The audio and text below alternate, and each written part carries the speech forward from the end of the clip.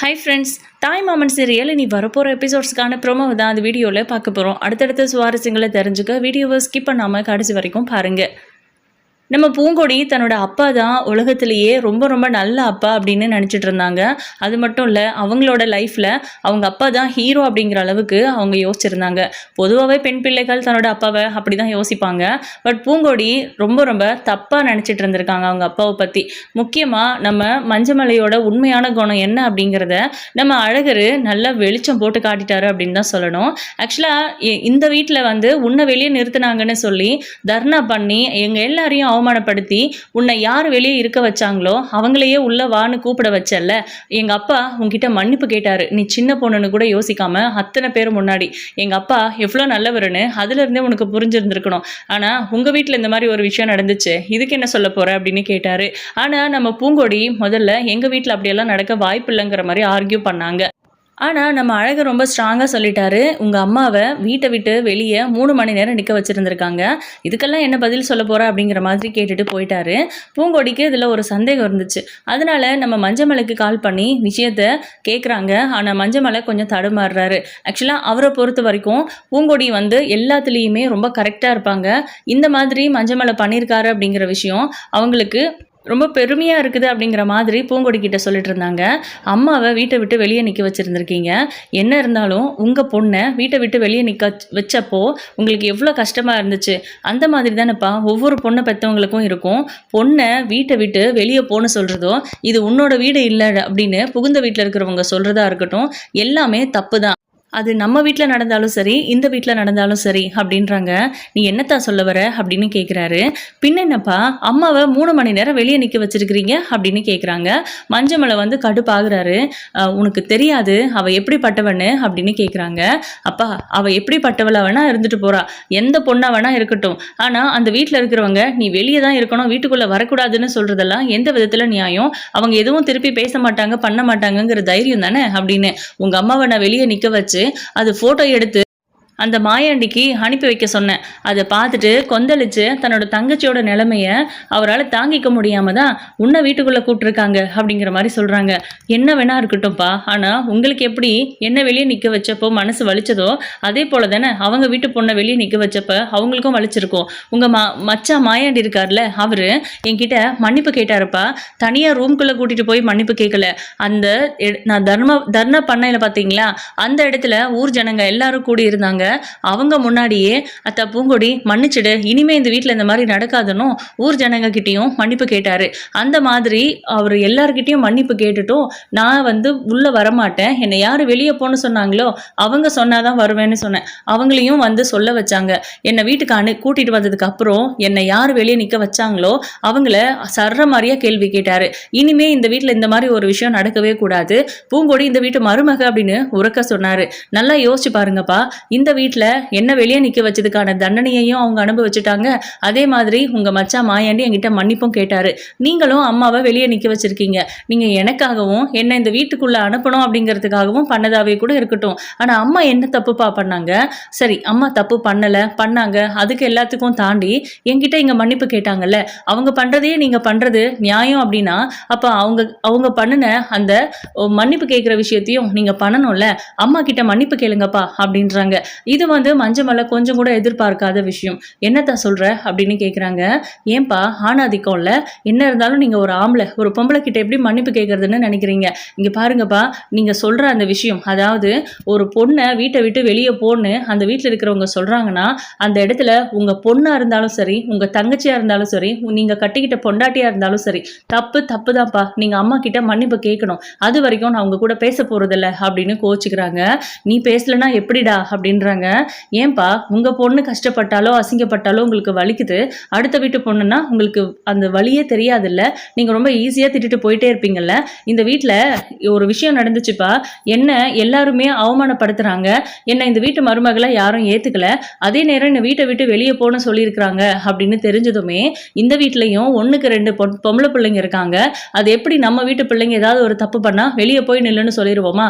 வீட்டுக்கு வந்த பிள்ளை மட்டும் என்ன அவ்வளோ கேவலமா அப்படிங்கிற மாதிரி கேட்டாரு உங்கள் மச்சான் மாயாண்டி. ஆனால் நீங்கள் அவங்க மாதிரி இல்லைப்பா, நீங்கள் இந்த விஷயத்தில் தப்பு தான் அப்படின்னு சொல்கிறாங்க.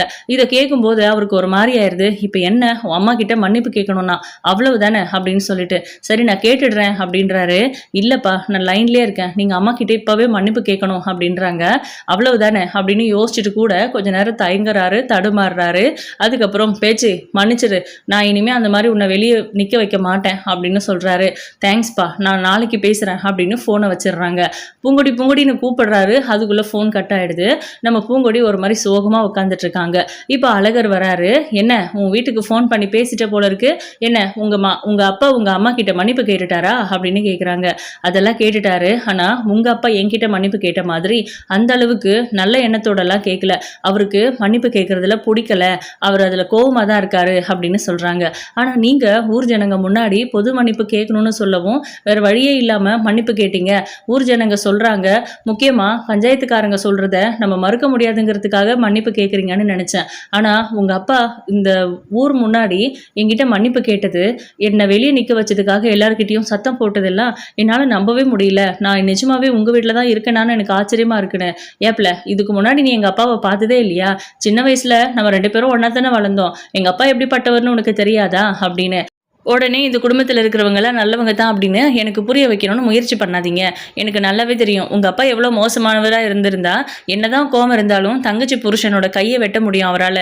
வேற யாரோனா கூட பரவாயில்ல, அந்த அளவுக்கு வக்ரமும் கோவமும் இருந்ததுனால தானே ஒரு மனுஷனால் இப்படி நடந்துக்க முடியும் அப்படிங்கிற மாதிரி சொல்கிறாங்க.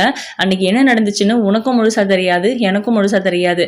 கண்ணால் பார்த்ததை மட்டும்தான் நம்ம நம்பிக்கிட்டு இருக்கோம். ஆனால் உண்மை என்னங்கிறத பெரியவங்க கிட்ட கேட்டால் தான் தெரியும். உங்கள் அப்பாவுக்கு மனசாட்சின்னு ஒன்று இருந்திருந்தா இப்படி ஒரு தண்டனையை எங்கள் அப்பாவுக்கு வாங்கி கொடுத்துருக்க மாட்டாரு அப்படிங்கிற மாதிரிலாம் சொல்லிட்டு இருக்காங்க. அவங்கள பற்றியெல்லாம் நீ ஒன்றும் பேசாத அப்படின்றாங்க.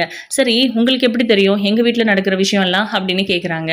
உங்கள் அப்பா சொல்லலையா என்ன அப்படின்னு. அவர் சொல்கிறது இருக்கட்டும், நீ சொல்லு அப்படின்னு கேட்குறாங்க. அத்தையை வீட்டை விட்டு வெளியே போ அப்படின்னு நிற்க வச்சுட்டு அவங்கள ஃபோட்டோ எடுத்து அதாவது எங்கள் பிள்ளை வீட்டுக்கு உள்ளே போனாதான் உங்கள் தங்கச்சி வீட்டுக்குள்ளே போக முடியும்னு சொல்லி அந்த ஃபோட்டோவை எங்கள் அப்பா பார்க்குற மாதிரி பண்ணியிருக்காங்க. அந்த கோவத்தில் அவர் இங்கே என்ன நடக்குதுன்னு தெரியாமல் அதை வச்சு தான் இங்கே என்ன நடந்துச்சு அப்படிங்கிறத யோசித்து வேகமாக கிளம்பி வந்திருக்கிறாங்க.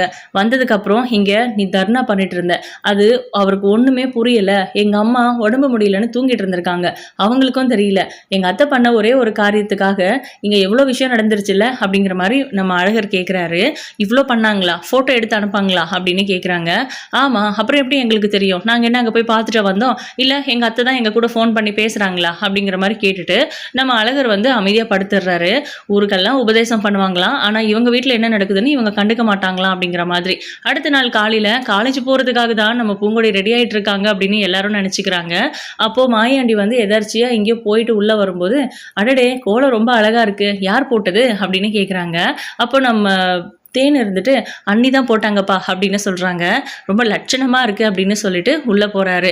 தேன்மொழி ரொம்ப அழகாக ரெடியாகி வெளியே நிற்கிறாங்க இவர்கிட்ட பேசுகிறதுக்காக. என்னத்தா காலேஜ் போகணுமா, தாராளமாக போயிட்டு வா, இனிமேல் நீ காலேஜுக்கு போகிறதுக்கு யாருமே இங்கே தடங்கள் சொல்ல மாட்டாங்க அப்படின்னு. அது காலேஜில் இன்ஸ்டியூட் அப்படின்றாங்க. சரி ஏதோ ஒன்று கழுத, நீ போயிட்டு வா அப்படின்றாரு. இல்லை நான் இன்ஸ்டியூட் போகலை, நான் இன்னைக்கு எங்கள் அம்மா வீட்டுக்கு போகணும் அப்படின்னு சொல்கிறாங்க. எதுக்கு அப்படின்னு கேட்குறாரு நம்ம அழகர். டேய் அவள் அம்மா வீட்டுக்கு போகிறதுக்கு கூட எதுக்குன்னு கேட்பியா? பொம்பளை பிள்ளைங்க ஒரே அடியா புருஷன் வீட்டுக்கு வந்ததுக்கப்புறம் அம்மா வீட்டை மறந்துடணும் அப்படின்னு ஏதாவது இருக்கா என்ன?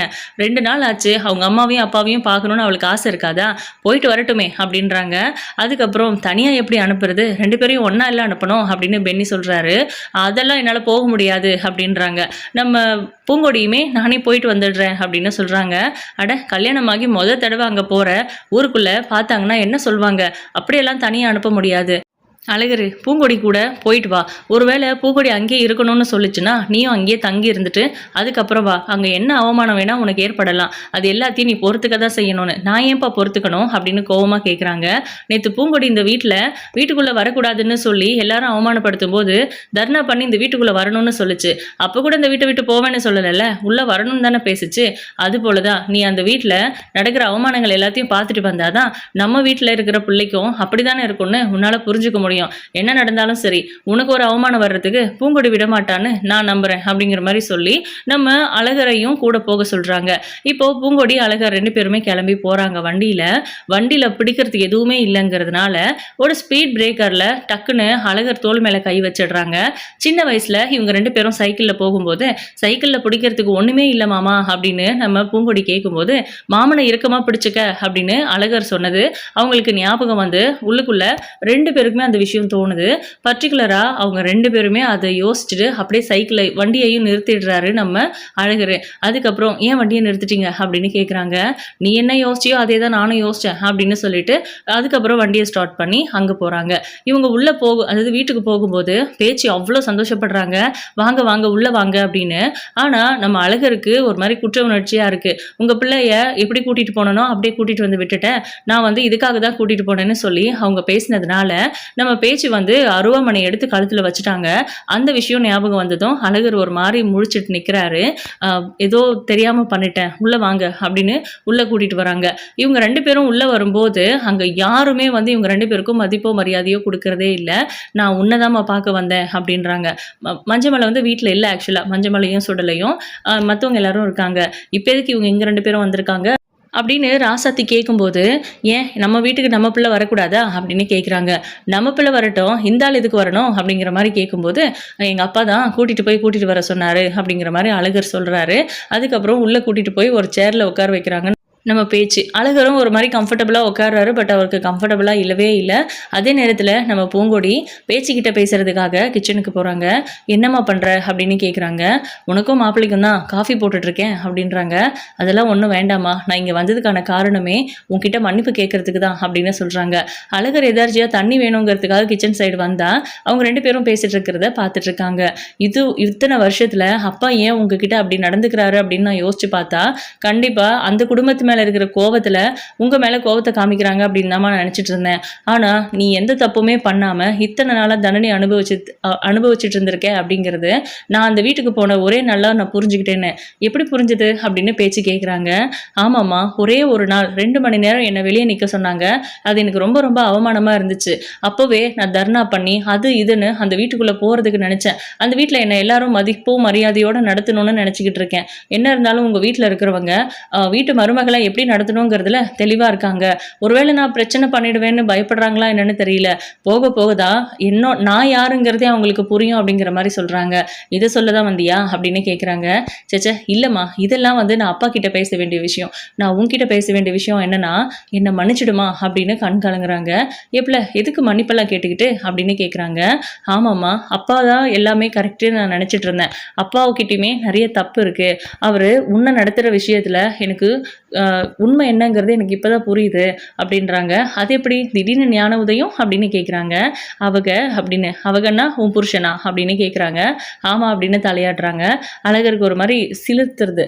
என்னடா நம்மளை புருஷன்னு சொல்கிறாளே அப்படிங்கிற மாதிரி. சின்ன வயசில் அவங்க அப்படி தான் சொல்லியும் பேசிப்பாங்க போல இருக்கு. இப்போது நம்ம பேச்சு இருந்துட்டு சரி என்ன சொன்னாங்க அப்படின்னு கேட்குறாங்க. நேற்று அப்பா உங்ககிட்ட எப்படி நடந்துக்கிட்டாருங்கிறத முழுசாக என்கிட்ட சொன்னாங்க. அதை கேட்கும்போது தான் எனக்கு புரிஞ்சது. ஒவ்வொரு விஷயத்துலையும் அவங்கள பழிவாங்கிறதா நினச்சிக்கிட்டு உன்னை அப்பா எவ்வளோ கொடுமைப்படுத்தியிருக்காருன்னு. நீ இந்த வீட்டுக்கு வந்ததுலேருந்து இந்த கிச்சனே கதின்னு இருக்க. நீ என்ன பண்ணாலும் அப்பாவுக்கு பிடிக்கிறதில்ல. ஆனாலும் நீ இந்த வீட்டில் தான் இருக்கணும்னு நினைக்கிறேன். ஆனால் நீ இந்த வீட்டில் இருக்கிறதுக்கு ஒரே ஒரு காரணம் என்னன்னு யோசிச்சு பார்த்தா நாங்கள் 3 பேர் தான். இல்லைம்மா, எங்களுக்காக தானே நீ இந்த வீட்டில் இருக்க. அப்பா எங்களுக்காக வாழ்கிறாருன்னா அதில் எந்த ஆச்சரியமும் இல்லை. அதே மாதிரி தான் நீயும் எங்களுக்காக வாழ்ற அப்படின்னு நான் ஏன் யோசிக்காம விட்டுட்டேன். அப்பா மேல இருக்கிற பாசம் ஏன் எனக்கு உண்மையில வரல. அதாவது உங்க அண்ணன் எங்க அப்பாவோட கையை வெட்டிட்டாரு, நம்ம அப்பச்சியை கொன்னுட்டாரு அப்படிங்கிறது ஒரு பக்கம் இருந்தாலும் அதெல்லாம் வந்து அவங்க மேல நான் காட்ட வேண்டிய கோவம். நான் ஏன் உண்மையில காட்டினேன். நான் ஏன் உங்ககிட்ட அதிகமா பேசாம இருந்தேன். உங்ககிட்ட எதையுமே ஷேர் பண்ணாம இருந்திருக்கேன். உன்னை ஒரு அம்மாவாவே நான் நடத்தினதில்லை. இது எல்லாத்துக்கும் காரணம் பகை. நான் வந்து அவங்க மேல இருக்கிற கோவத்தை உன் மேல காமிச்சிருக்கேன். அதை நம்ம உண்மை. அதே மாதிரி அந்த வீட்டில் இந்த வீட்டு மேல இருக்கிற கோவத்தை யாரும் என்கிட்ட இது வரைக்கும் காட்டலை அப்படிங்கிற மாதிரி சொல்கிறாங்க. நீ நல்லா தானே இருக்க அப்படின்னு பேச்சு கேட்குறாங்க. நான் நல்லா தானே இருக்கேன். ஆனால் கண்டிப்பாக அவங்களுக்கு இன்னொரு முகம் இருக்குங்கிறது மட்டும் என்னால் ஏற்றுக்கவே முடியல. கண்டிப்பாக அதை நிரூபிச்சுட்டு அங்கேருந்து நான் வந்துட்டே இருப்பேன். இது நான் அப்பாவுக்கு செஞ்சு கொடுத்த சத்தியம். ஆனால் இதுக்கு மேலே அவங்க மேலே இருக்கிற கோவத்தை உன் மேலே காட்ட மாட்டேன். என்னை மன்னிச்சிடுமா, நான் இது வரைக்கும் நடந்துக்கிட்டது எல்லாமே தப்பு அப்படின்னு மனசார மன்னிப்பு கேட்குறாங்க. இது வந்து பயங்கர ஆச்சரியமாக இருக்குது நம்ம பேச்சுக்கு. ஏன்னா இந்த மாதிரிலாம் பூங்கொடி பேச்சுக்கிட்ட பேசினதே இல்லை. அவங்களுக்கு அவங்க அப்பா தான் எப்போவுமே வசதி. அவர் சொல்கிறது தான் வந்து அவங்களுக்கு முழுசாகவே அவங்க சொல்கிறது எல்லாமே கரெக்ட் அப்படின்னு நம்புகிற ஒரு கேரக்டராக இருந்தாங்க. பட் அம்மா எப்படி இந்த வீட்டில் வாழ்ந்துட்டு இருக்காங்க அப்படிங்கிறதும், அந்த வீட்டில் மாயாண்டி எப்படி அவங்க ஒய்ஃபை நடத்துகிறாங்க அப்படிங்கிறதையும் கம்பேர் பண்ணி பார்த்தா அந்த விஷயத்தில் நம்ம அப்பா தப்பு அப்படிங்கிறத பூங்கொடி ஏற்றுக்கிறாங்க. அதே நேரம் இதை மஞ்சமலை கிட்ட சொல்லி எப்படியாவது அம்மாவையும் அப்பாவையும் அந்த வீட்டில் இருக்கிற மாயாண்டி மீனாட்சி மாதிரி இருக்க வைக்கணும் அப்படின்ற ஒரு ஆசையும் பூங்கொடிக்கு வந்திருக்கு. ஸோ எந்த ஒரு பிள்ளைங்களுமே அப்பாவும் அம்மாவும் சண்டை போட்டுக்க கூடாது, அவங்க அந்யோன்யமாக சந்தோஷமாக வாழணும், நம்மளை அவங்க சந்தோஷமாக பார்த்துக்கணும் அப்படின்னு தான் எதிர்பார்ப்பாங்க. அப்பா அம்மா சண்டை போட்டுக்கிட்டா அந்த வீட்டில் பிள்ளைங்க சந்தோஷமாக இருக்கவே மாட்டாங்க அப்படிங்கிறது தான் உண்மையான விஷயம். ஸோ இப்போ பூங்கொடி இந்த விஷயத்தில் முடிவு எடுத்திருக்கிறதுங்கிறது ரொம்ப ரொம்ப நல்ல விஷயம் தான். இதுக்கு காரணமும் அழகர் தான். இதே மாதிரி கொஞ்சம் கொஞ்சமாக அந்த வீட்டில் இருக்கிறவங்கள நம்ம பூங்கொடி புரிஞ்சுக்கிட்டு அழகர் கூடவும் சேர்ந்து வாழ்வாங்க அப்படிங்கிறது தான் என்னோட கருத்து. உங்களோட கருத்துக்களையும் கமெண்ட் பண்ணுங்கள். இந்த வீடியோ பிடிச்சிருந்தா ஒரு லைக் கொடுங்க. தேங்க்யூ.